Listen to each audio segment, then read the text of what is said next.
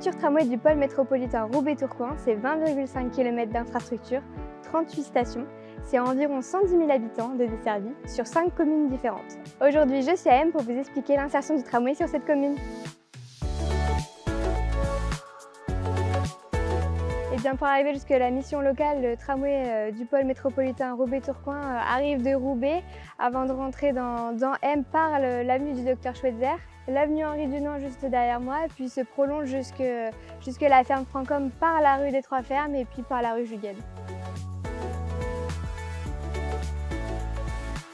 On a les lieux culturels par exemple sur la ligne, donc on peut citer le Zéphyr ou la ferme Francom où il y a le terminus du tramway.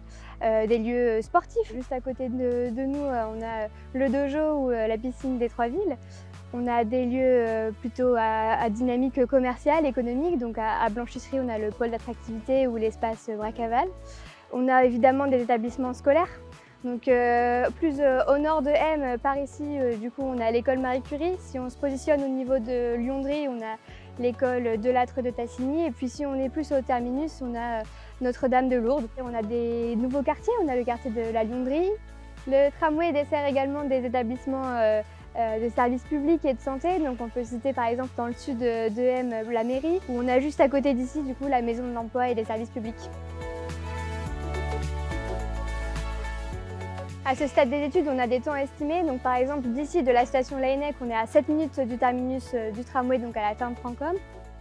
On est à 16 minutes d'Eurotéléport, à 25 minutes du pôle d'attractivité de l'Union et à 30 minutes de la gare de Tourcoing.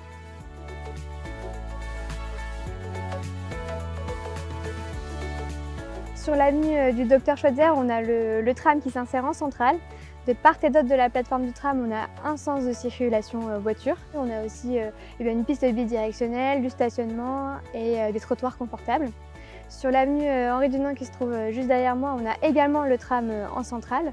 Du côté de l'espace culturel où nous nous trouvons aujourd'hui, on a du coup la piste bidirectionnelle de ce côté de la plateforme. Et de l'autre côté, au niveau des habitations, on a un double sens de circulation et du stationnement et évidemment des trottoirs confortables également sur cette partie. Si je continue sur la rue des Trois Fermes, on a toujours un tram en centrale. La particularité de cette rue, c'est qu'on a un sens qui est banalisé, donc c'est-à-dire qui est partagé avec les voitures, ce qui permet également d'introduire des trottoirs confortables et de garantir l'accessibilité riveraine au garage. Sur la rue Juguel, le tramway s'insère en centrale. On a une voie qui est partagée avec les voitures dans un sens. On retrouve également du stationnement sur cette rue. Concernant les modes doux, on a à partir de l'avenue Henri Dunant un itinéraire cyclable alternatif qui permettra de rejoindre le centre de M avec une continuité du coup d'ici. L'arrivée du tramway, c'est une vraie opportunité de requalifier l'espace public, donc au profit des transports en commun et des modes doux, mais également de la végétalisation. Alors on est au tout début des études et le projet s'affinera du coup jusqu'à la fin des études de conception. Vous l'aurez compris, le tramway c'est l'opportunité de repenser l'espace public. Alors si je n'ai pas répondu à toutes vos questions, rendez-vous sur le site de l'AMEL et rendez-vous à l'enquête publique fin d'année 2025 pour vous exprimer sur ce projet.